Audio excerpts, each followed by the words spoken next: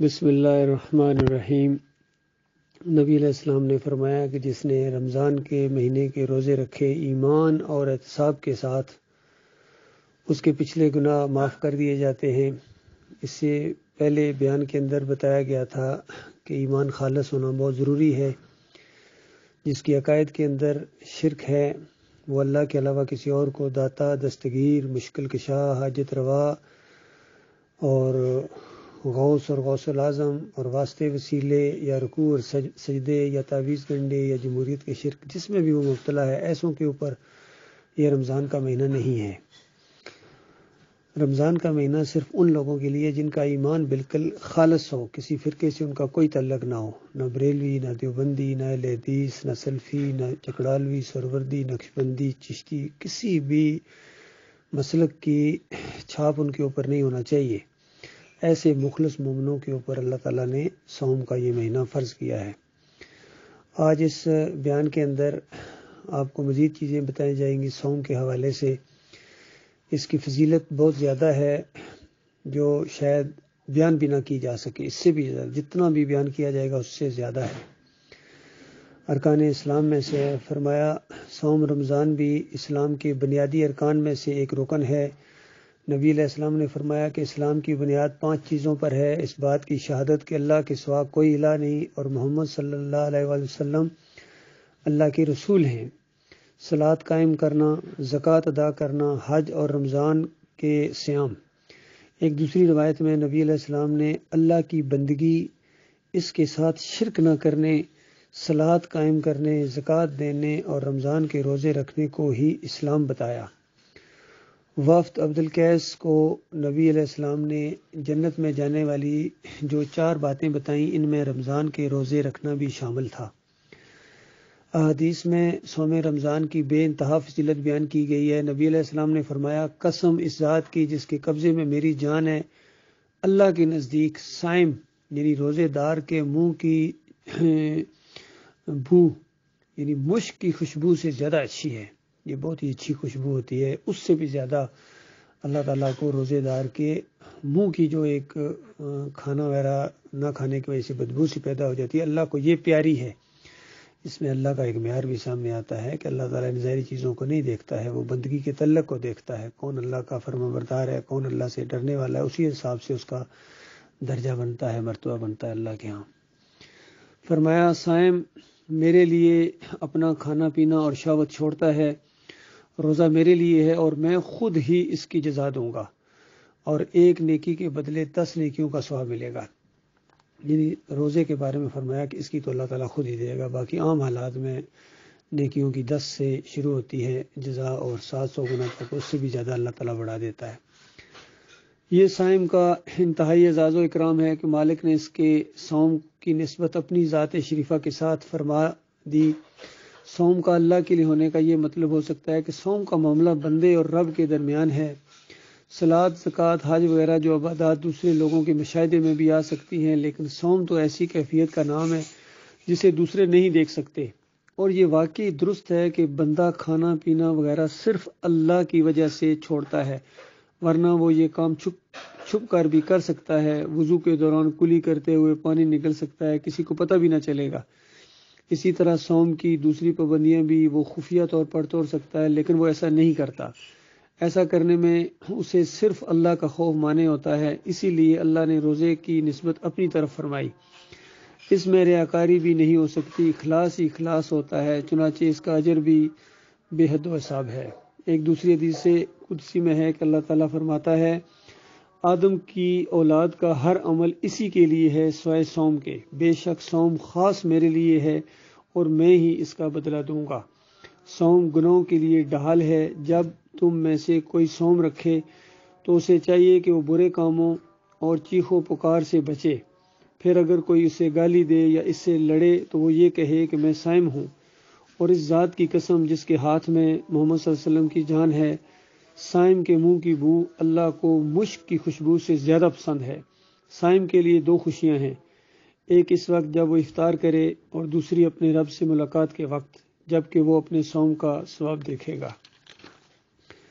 صائم کا ایک دوسرا زبردست اعزاز یہ ہے کہ اس کے لیے جنت کے 8 دروازوں میں سے ایک دروازہ مخصوص کر دیا گیا ہے۔ نبی علیہ السلام نے فرمایا کہ جنت میں ایک دروازہ ہے جس کو ریان کہا جاتا ہے، قیامت کے دن صائم اس دروازے سے جنت میں داخل ہوں گے، ان کے سوا اور کوئی اس میں سے نہ جائے گا۔ پکار لگے گی کہ صائم کہاں ہیں، وہ اٹھ کھڑے ہوں گے، ان کے سوا اس میں سے کوئی نہ جائے گا۔ جب وہ داخل ہو جائیں گے تو وہ دروازہ بند کر دیا جائے گا، پھر کوئی اور اس میں داخل نہ ہوگا۔ ترمذی نے اس روایت میں اتنا مزید نقل کیا ہے کہ جو اس میں داخل ہوگا تو پھر کبھی پیاسا نہ رہے گا۔ نبی علیہ السلام نے فرمایا کہ صلاۃ، صوم اور صدقہ اس فتنے کا کفارہ بن جاتے ہیں جو انسان کے اہل و عیال، مال و منال اور ساتھی پڑوسیوں میں ہوتا ہے۔ گناہوں کی معافی کا بہترین ذریعہ صوم رمضان ہے۔ نبی علیہ السلام نے فرمایا کہ صلاۃ خمسہ اور جمعہ تک اور رمضان دوسرے رمضان تک اپنے درمیان ہونے والے گناہوں کا کفارہ ہو جاتے ہیں۔ ایک دوسری روایت میں فرمایا کہ جس نے رمضان کے صوم ایمان اور احتساب کے ساتھ رکھے تو اس کے پچھلے گناہ معاف کر دیے گئے۔ اس حدیث میں یہ بھی ایمان کو صوم کی شرط اول کے طور پر بیان کیا گیا ہے، جس کا تفصیلی ذکر یعنی پچھلے بیان میں نے کر دیا ہے۔ یہاں ایمان کے ساتھ لفظ احتساب بھی استعمال ہوا ہے۔ احتساب سے کیا مراد ہے؟ عام طور پر اس کے معنی ثواب کی نیت بیان کیے جاتے ہیں۔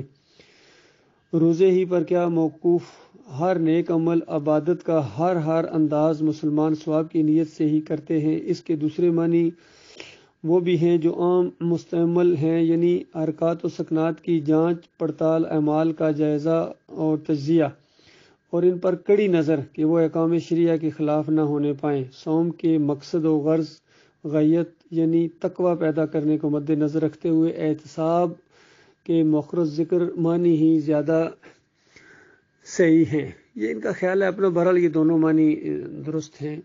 ثواب کی نیت، ایک مخلص غلام جب اپنے مالک کی فرمانبرداری کرتا ہے تو اجر و ثواب کی اس کو امید ہوتی ہے، اس یقین کے ساتھ کہ میرا مالک اس کا مجھے اجر دے گا، یہ اس کا حکم ہے۔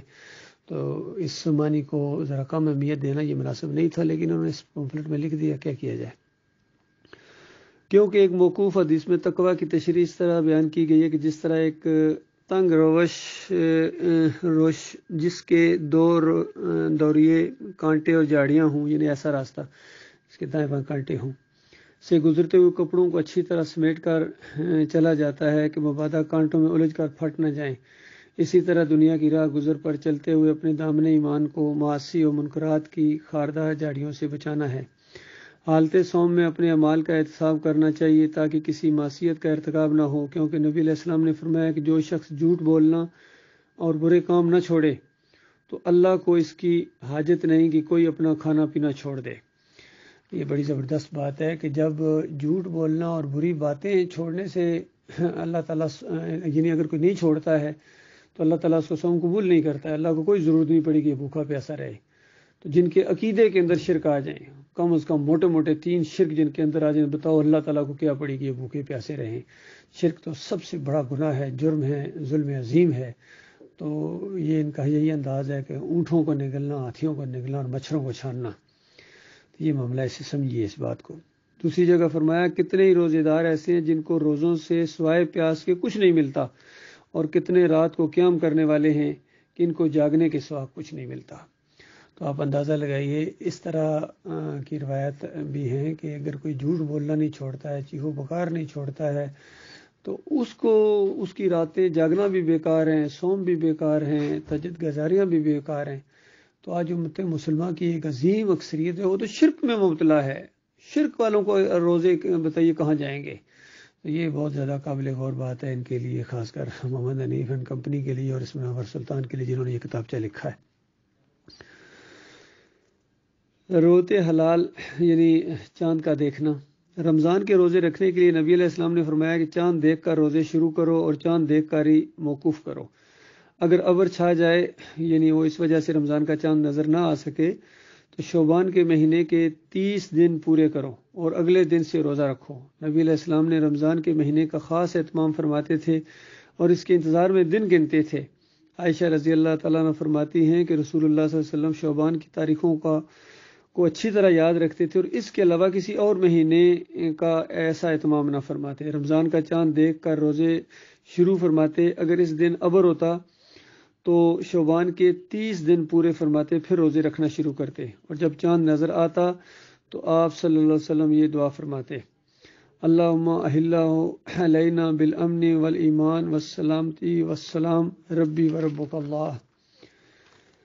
اے اللہ، اس حلال کو ہم پر، یعنی اس چاند کو ہم پر امن و ایمان اور سلامتی اور اسلام کے ساتھ مبارک فرمانا۔ اے چاند، میرا اور تیرا رب اللہ ہے۔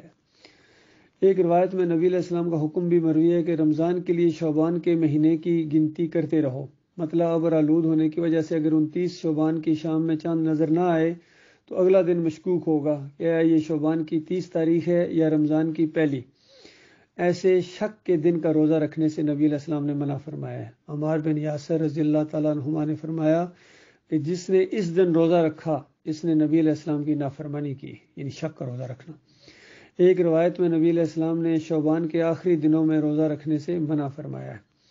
جیسا کہ پہلے بیان ہوا کہ نبی علیہ السلام ماہ رمضان کا چاند دیکھنے کا اہتمام فرماتے تھے، اگر آپ نہ دیکھ پاتے تو دوسروں کے دیکھنے کی اطلاع پر روزے رکھنے کا اعلان فرما دیتے، جیسا کہ عبداللہ بن عمر رضی اللہ تعالیٰ عنہما کی روایت پر کیا۔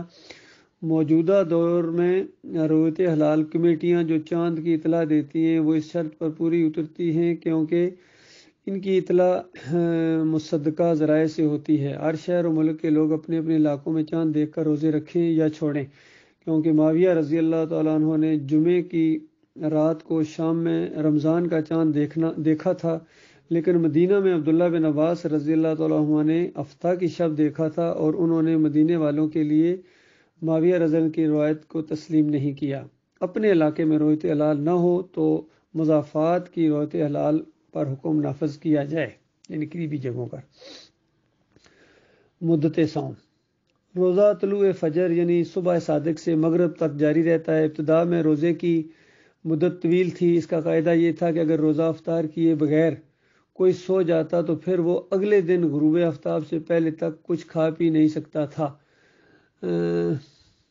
یہی حکم جماع سے متعلق بھی تھا، جیسا کہ آگے متعلقہ آیات سے ثابت ہے۔ اس حکم سے صحابہ کرام کو کچھ مشکل کا سامنا کرنا پڑا اور اس کی پابندی دشوار معلوم ہوئی۔ اللہ تعالیٰ نے آسانی فرمائی اور درج ذیل آیت نازل فرمائی کہ اس پابندی کو ختم کر دیا، جس سے صحابہ بہت خوش ہوئے۔ ترجمہ: تمہارے لیے روزوں کے زمانے میں راتوں کو اپنی بیویوں کے پاس جانا حلال کر دیا گیا ہے، وہ تمہارے لیے لباس ہیں اور تم ان کے لیے۔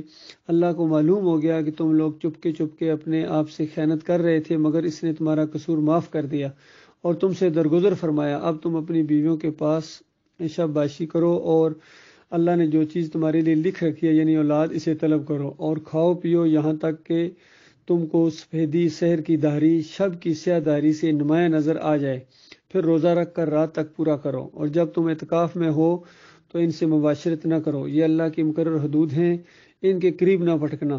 اس طرح اللہ اپنے احکام لوگوں کے لیے وضاحت کے ساتھ بیان کرتا ہے، توقع ہے کہ وہ غلط رویے سے بچیں گے۔ صبح صادق کے تعین کے لیے نبی علیہ السلام نے یہ پہچان بتائی کہ جو روشنی عمود میں سیدھی اوپر جائے تو وہ روشنی صبح کاذب کی ہے، اور جو روشنی افق پر پھیل جائے تو وہ صبح صادق ہے، اور یہی وقت ابتدائے سحر ہے جب کھانا پینا بند اور روزہ شروع ہو جاتا ہے۔ انتہائی سحر کے معاملے میں منٹوں اور سیکنڈوں کا تشدد نہیں کرنا چاہیے، کیونکہ نبی علیہ السلام نے اس میں سختی نہیں برتی اور دیر تک سحری کھانے کی ترغیب فرمائی۔ آپ صلی اللہ علیہ وسلم کا حکم سحری میں تاخیر اور افطار میں تعجیل کا ہے۔ اس میں آپ صلی اللہ علیہ وسلم نے یہاں تک رعایت رکھی کہ فرمایا کہ تم میں سے جو سحری کھاتے وقت فجر کی اذان سنے اور اس کے ہاتھ میں کھانے کا برتن ہو تو وہ برتن نہ رکھے یہاں تک کہ اس میں سے اپنی ضرورت پوری کر لے۔ دوسری جگہ فرمایا تم کھاتے پیتے رہو جب تک عبداللہ بن ام مکتوم اذان نہ دیں، کیونکہ بلال رضی اللہ تعالیٰ عنہ سحر سے کچھ قبل ہی اذان دیتے ہیں اور عبداللہ بن ام مکتوم صبح ہونے کے بعد اذان دیتے ہیں۔ بلال رضی اللہ عنہ کے فجر سے پہلے اذان دینے کی غرض یہ تھی کہ جو لوگ تہجد پڑھ رہے ہوں وہ اب آرام کریں اور سونے والے تہجد کے لیے اٹھ جائیں۔ عبداللہ بن ام مکتوم نابینا تھے، نابینا تو سفیدی سحر نہیں دیکھ سکتا، اس لیے جب روشنی ہو جانے پر لوگ انہیں اطلاع دیتے تھے تبھی وہ اذان دیتے تھے۔ نبی علیہ السلام نے سحری کھانے کی تاکید فرمائی، ارشاد فرمایا کہ سحری کھایا کرو، کیونکہ سحری میں برکت ہوتی ہے۔ دوسری جگہ فرمایا ہمارے اور اہل کتاب کے روزوں میں سحری کھانے کا فرق ہے، یعنی وہ سحری نہیں کھاتے اور ہم سحری کھاتے ہیں، اور چونکہ اہل کتاب کا طریقہ اختیار کرنے سے نبی علیہ السلام نے منع فرمایا اور ان کی مخالفت کا حکم دیا، اس لیے سحری کھانی چاہیے۔ اہل کتاب یہودیوں عیسائیوں کی طرح اسے چھوڑنا نہ چاہیے۔ اگر کوئی سحری میں نہ جاگ سکے اور اس وقت اٹھے کہ اذانیں ہو رہی ہوں تو بھی وہ کچھ نہ کچھ کھا پی لے۔ نبی علیہ السلام نے پیچھے بیان کردہ حدیث میں اذان کے بعد بھی صحابہ کو کھاتے پیتے رہنے کی اجازت دی۔ اگرچہ آج گھڑی، گھنٹے اور دیگر آلات جدیدہ کے ذریعے طلوع فجر کا منٹوں اور سیکنڈوں کا حساب بھی بتا دیا جاتا ہے اور سائرن وغیرہ کے ذریعے سب کو مطلع بھی کر دیا جاتا ہے، لیکن پھر بھی مذکورہ حدیث میں وسعت پائی جاتی ہے، اس لیے اذانوں اور سائرن کے بعد بھی کچھ کھا پی لینے میں کوئی مذائقہ نہیں، یعنی چند منٹوں کا اتنی سختی نہیں کرنی چاہیے۔ یہ سہل پسندی نہیں بلکہ عین اطاعت رسول ہے، لیکن اگر کسی کی آنکھ صبح صادق کے بعد کھلے تو پھر مجبوری ہے کہ یہ چیز خارج از ارادہ ہو، اختیار تھی، اسے بغیر سحری کھائے ہی روزہ رکھ لینا چاہیے، لیکن افطار میں ضرور کچھ کھائے۔ ایسا نہ کرے کہ بغیر سحری اور افطار کے پے در پہ روزے رکھے، جنہیں اصطلاح میں صوم وصال یا وصال کے روزے کہا جاتا ہے، کیونکہ اس سے نبی علیہ السلام نے منع فرمایا ہے۔ جب نبی علیہ السلام سحری کھانے کے لیے کسی کو دعوت دیتے تو یوں فرماتے کہ برکت والے کھانے کی طرف آؤ۔ صحابہ کرام سحری کے کھانے کو فلاح بھی کہتے تھے، یعنی برکت والا کھانا، کامیابی والا کھانا۔ سحری کے متعلق نبی علیہ السلام نے یہ بھی فرمایا کہ دن کے روزے میں سحری کے کھانے سے مدد لو اور رات کے قیام یعنی تہجد میں مدد لو کیلولہ سے۔ فرمایا کہ مومن کے لیے کھجوریں سحری کا اچھا کھانا ہیں۔ یہ نبی علیہ السلام کی باتیں آپ کے سامنے آئی ہیں۔ اس کے بعد آپ کو انشاءاللہ مشاغل رمضان یعنی افطاری کی باتیں بھی، افطاری کی دعا بھی، جس طرح نبی علیہ السلام افطاری کا وقت جب قبولیت کا وقت ہوتا ہے، خوب دعائیں مانگنے کا وقت ہوتا ہے، تو فرمایا کہ 3 آدمیوں کی دعا رد نہیں جاتی: امام عادل، روزہ دار جب وہ افطار کرے، اور مظلوم۔ نبی علیہ السلام جب افطار فرماتے یہ دعا کرتے: اللہم لک صمت و علی رزقک افطرت، اے اللہ میں نے تیرے لیے روزہ رکھا اور تیرے رزق سے افطار کیا۔ یہ جو لوگ اس میں آمنت باللہ و توکلت وغیرہ کے الفاظ بڑھا دیتے ہیں، جو کہ نبی علیہ السلام کے طریقے میں اضافہ ہے، نبی علیہ السلام کے قول و عمل میں کمی پیشی کا کسی کو اختیار نہیں۔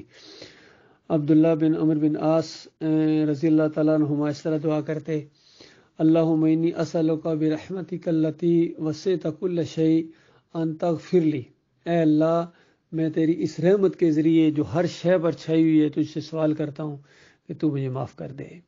نبی علیہ السلام نے فرمایا جو تم میں سے روزہ رکھے تو چاہیے کہ کھجور سے افطار کرے، پھر اگر کھجور نہ ملے تو پانی سے کرے کہ پانی پاک کرنے والا ہے۔ نبی علیہ السلام صلاۃ ادا کرنے سے قبل چند کھجوروں سے افطار فرماتے، اگر تر نہ ملتی تو خشک کھجور ورنہ پانی کے چند گھونٹ پی لیتے، پھر یہ دعا فرماتے: ذہب الظماء وابتلت العروق وثبت الاجر انشاءاللہ، پیاس بجھ گئی، رگیں تر ہو گئیں اور ثواب ثابت ہو گیا انشاءاللہ۔ یاد رہے کہ یہ تمام دعائیں بغیر ہاتھ اٹھائے کی جائیں گی، کیونکہ نبی علیہ السلام نے اسی طرح بلا ہاتھ اٹھائے ہی دعائیں مانگی ہیں، اور سنت کا تقاضا ہے کہ جس طرح نبی علیہ السلام نے کیا اسی طرح کیا جائے۔ روزہ افطار کرانا بھی بہت ثواب و اجر کا کام ہے، یعنی دوسروں کو روزہ کھلوانا، مومنوں کو۔ نبی علیہ السلام نے فرمایا کہ جو کوئی کسی صائم کو افطار کرائے تو اس کو صائم کے برابر ہی ثواب ملے گا اور صائم کا اجر کم نہ ہوگا۔ ایک بار نبی علیہ السلام نے سعد بن معاذ رضی اللہ تعالیٰ عنہ کے یہاں افطار کیا تو فرمایا تمہارے پاس روزہ دار افطار کریں، نیکوکاروں نے تمہارا کھانا کھایا اور فرشتوں نے تمہارے لیے دعا کی۔ اللہ تعالیٰ ہمیں نبی علیہ السلام کے طریقوں کے اوپر اور ایمان خالص رکھ کر اس رمضان کے مہینے سے پورا فائدہ اٹھانے کی توفیق عطا فرمائے، کیونکہ آج سب سے بڑا مسئلہ یہ نہیں ہے کہ کچھ لوگ ہیں وہ روزہ نہیں رکھتے ہیں، آج سب سے بڑا مسئلہ یہ ہے کہ بے شمار روزے دار ایسے ہیں جن کے عقیدے کے اندر خرابی ہے۔ جس طرح مالک فرماتا ہے وَمَا يُؤْمِنُ أَكْثَرُهُم بِاللَّهِ إِلَّا وَهُم مُشْرِكُونَ، اکثریت ایسی ہے کہ ایمان اس طرح لاتے ہیں کہ ساتھ ساتھ شرک بھی کرتے ہیں۔ کہیں مالک فرماتا ہے وَمِنَ النَّاسِ مَن يَقُولُ آمَنَّا بِاللَّهِ وَبِالْيَوْمِ الْآخِرِ وَمَا هُم بِمُؤْمِنِينَ، کہ کتنے لوگ ہیں کہ کہتے ہیں ہم اللہ پر ایمان لائے، آخرت کو ہم مانتے ہیں، لیکن مومن نہیں ہیں۔ کہیں فرمایا اپنے آپ کو دھوکہ دیتے ہیں، ایمانداروں کو دھوکہ دیتے ہیں، اللہ کو دھوکہ دیتے ہیں۔ تو حقیقت میں اپنے آپ ہی کے ساتھ یہ فراڈ کر رہے ہیں۔ تو آج یہ ساری امت مسلمان جہاں جہاں تک یہ پھیلی ہوئی ہے، اکثریت کے عقیدے کے اندر شرک ہے، عظیم اکثریت کے عقیدے کے اندر شرک ہے۔ اور افسوس کے ساتھ یہ کہنا پڑتا ہے جو توحید کی دعوت لے کر اٹھے تھے، توحید کا پرچم بلند کیا تھا، رد شرک اور کفر پہ طاغوت کرنے والے، یہ بھی آخر میں آ کے اسی جگہ گرے ہیں جہاں اور فرقے گرے تھے۔ خاص کر محمد حنیف صاحب کے عقیدے کے اندر ان لوگوں کے اندر یہ 3 شرک موٹے موٹے شرک آ گئے ہیں۔ چونکہ میں یہ انہی کی جماعت کا ایک کتابچہ پڑھ رہا ہوں، تو اس میں جہاں بھی ان کے اپنے عقیدے کی خرابی ہے اس کی میں نشاندہی کر جاتا ہوں کہ کہیں دھوکہ نہ کھاؤ میرے بھائیوں۔ جس طرح باقی شرک کا رد کرنا ضروری ہے، ہر مسلک کے شرک کا رد کرنا ضروری ہے، اسی طرح محمد حنیف صاحب کے شرک کا بھی رد کرنا ضروری ہے جو سجدہ تعظیمی کا شرک ان کے اندر آیا ہے۔